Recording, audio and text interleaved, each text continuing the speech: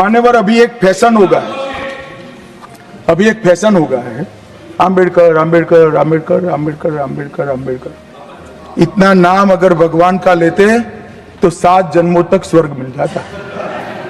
अच्छी बात है ना, सुनिए तो। जीवन भर बाबा साहब के सिद्धांतों को दरकिनार किया। जिन्होंने जब तक सत्ता में रहे बाबा साहब को भारत रत्न मिलने नहीं दिया, जिन्होंने जब तक सत्ता पर रहे आरक्षण के सिद्धांतों की धज्जियां उतारी, वो लोग आज बाबा साहेब आम्बेडकर के नाम पे क्रांति कराना चाहते हैं। मैं कांग्रेस के अध्यक्ष खड़गे जी को भी कहना चाहता हूँ, खड़गे साहब, आपका तो कम से कम दायित्व बनता है, क्योंकि आप उस वर्ग से आते हो जो वर्ग के लिए बाबा साहब आम्बेडकर जी ने पूरा जीवन समर्पित किया। आपने कम से कम कांग्रेस के एक कुत्सित प्रयास में सपोर्ट नहीं करना चाहिए। मुझे बड़ा दुख है कि आप भी राहुल गांधी जी के दबाव में इसके अंदर शामिल हुए।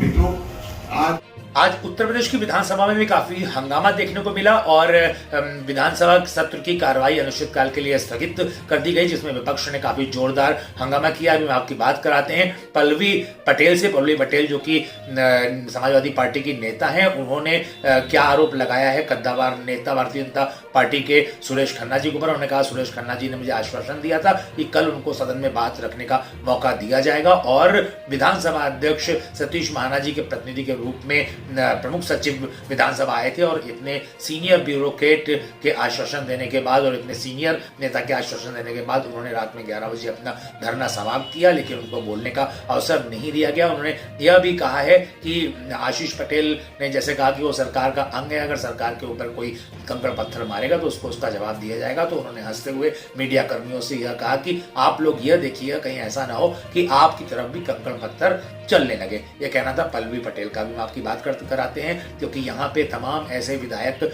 मौजूद थे जहाँ पे भी उत्तर प्रदेश की विधानसभा में भी अम्बेडकर मुद्दा देखने को मिला, क्योंकि कई जो समाजवादी पार्टी के नेता थे उन्होंने कहा वो इसका विरोध करेंगे, कांग्रेस के भी नेताओं ने कहा वो इसका विरोध करेंगे जो अमित शाह ने टिप्पणी करी है। लेकिन भारतीय जनता पार्टी के विधायकों का यह कहना था कि वो पार्टी जिसने बाबा साहेब डॉक्टर भीमराव अंबेडकर को चुनाव हरवाने में प्रमुख भूमिका निभाई, वो किस प्रकार से बात कर रही है पार्टी बाबा भीमराव अंबेडकर के सम्मान की। उनको तो बोलने का भी अधिकार नहीं है। आइए आपको दिखाते हैं उत्तर प्रदेश विधानसभा के हाल कि आखिरकार कौन कौन माननीय विधायक क्या क्या इस विषय में कर रहा है टिप्पणी।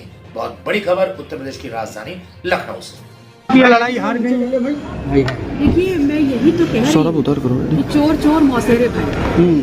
और भारतीय जनता पार्टी की जो सरकार है उसमें सिर्फ पिछड़ों की और महिलाओं के वोट उनको अपनी सरकार बनाने के लिए चाहिए, लेकिन भ्रष्टाचारी और भ्रष्टाचार को बड़ी ही जुगत लगा करके, बड़ी ही ताकत लगा करके उन्होंने बचाने का काम किया है। और मैं सिर्फ इतना कहना चाहती हूँ कि अब सरकार को सामने आकर के मेरे प्रश्नों का जवाब देना है। संसदीय कार्य मंत्री सुरेश खन्ना के आश्वासन पर आपने धरना खत्म किया था, क्या उन्होंने आपकी बात को अनसुना कर दिया और आपके साथ धोखा हुआ? देखिए, भारतीय जनता पार्टी जो है वो उसने वादा खिलाफी करके अपना चाल चरित्र और चेहरा दिखा दिया। उनको इस प्रदेश में सिर्फ लोगों को बेवकूफ़ बना करके वोट लेना आता है, लेकिन जब उनके सामने सच्चाई आनी होती है तो बड़ी ही चालाकी दबाव से वो भ्रष्टाचार और भ्रष्टाचारियों को बचाने का काम कर रहे हैं। आशीष पटेल ने कहा, मैं सरदार का वंशज हूं। आप बीजेपी के इशारे पर ये सारी चीजें कर रहे हैं। देखिए, मैं तो सरकार से सवाल पूछ रही हूँ और जो मेरे सवाल हैं, जो मैंने तथ्य दिए हैं, जो मैंने साक्ष्य दिए हैं, सरकार सामने आकर के उनको गलत साबित कर दे। आशीष पटेल ने कहा था, सरदार का वंशज हूँ, कोई कंकड़ पत्थर फेंकेगा तो उसका जवाब मिलेगा। मैं तो यही कह सकती हूँ कि आप लोग भी बच के रहिए, कोई कंकड़ आपकी तरफ ना आ जाए। भैया आईडी नीचे सामने देखिए सर, सामने और अम्बेडकर जी परिवार के भगवान माना जाता है, तो उनके भगवान का अपमान जो सरकार कर रही है इसका विरोध करता है। सर, कल कांग्रेस कार्यकर्ता की मौत हुई है, समाजवादी पार्टी से कैसे उठाएगी सर ये? अतुल सुधार वाले मामले में क्या बोला था? इधर देखिए जितेंद्र भाई, देश की जनता जनार्दन है और वो चुनाव में जनता ने तय कर लिया है कि विपक्ष से जो है आगे चलिए अम्बेडकर सभी के लिए है। हाँ छोड़ो तो पकड़ लिया, छोड़ो पकड़ तो लिया, चुप रहो। तभी उनके आज के निर्माता का नाम संविधान की देन है, तो सदन में मौजूद है।